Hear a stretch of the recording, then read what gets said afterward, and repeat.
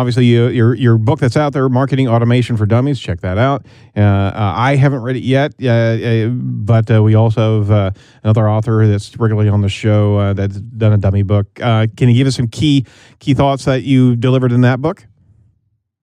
Yeah, so the key thing on that book, so Wiley asked me to help write that book. So I was one of the really early employees of a company called Pardot, which was sold to ExactTarget and then Salesforce. So really, one of the things that why I was asked to write that book and what that book is, first off, it's kind of a misnomer on that book. It is entry level, but only an entry level to get you into the idea frame. It's not just to say, here's how you run a marketing automation tool. What the point of it is to change how you think about marketing to fit within the confines of marketing automation. That's really the main goal of that book. Got it. A really good example of that is to think that most people have this idea, they expect to pick up this book and then to go build a lead nurturing program.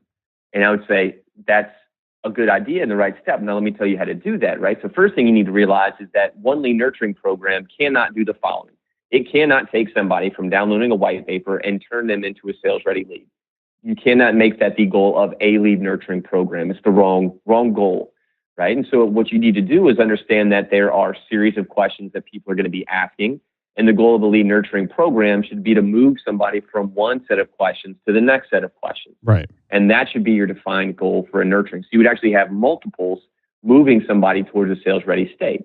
Then that rolls backwards into content. Well, if your content's not tailored to these stages, if you don't know what these stages are, so those are some of the ideas. Other ideas are then to think of nurturing campaigns such as plays, such as, well, if we have this play, what program or what tactic inside of nurturing can we use to get to that end goal? And so then I break down a bunch of different what I call nurturing plays inside of that, and then help teach you how to kind of recombine those into much larger networks, and then how to build them essentially without killing yourself. The number one problem so I've worked with thousands of people at this point in my life to get marketing automation up and going in their organizations. Thousands may be a little bit hubris, but it's a lot, definitely. It feels like it. Yeah, it feels like that way. I think it's like 10 years I've been with this company now. So, 100 a year, that's doable. That's 1,000. So anywho, if the point I was trying to make is that if you think about these things in those stage-based ways and it makes those plays repeatable, it's just kind of a really much easier way. I really lost the train of thought I was thinking about. No, it's all right. No. Don't worry about it. Hey, I live and breathe in those spaces. So. No, it's fantastic. We're absolutely going to pick up that book and read it.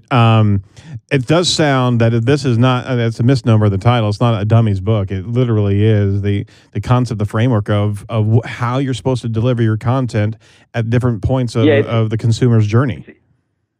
Yeah, it's the first and still to this day, I think, best book on the topic of automation in terms of getting people to see it not as a tool, but a different mindset of marketing. Very cool. I mean, that's really what I try to do with that book on that one. And, And you can certainly get that on Amazon? Yeah, you can get it on Amazon. I think it's on Kindle. Oh, cool. I don't get any royalties from it. They all go to the Salesforce Foundation. So feel like you're doing a good deed when you read that book. Awesome. But yeah, so hopefully that'll help out.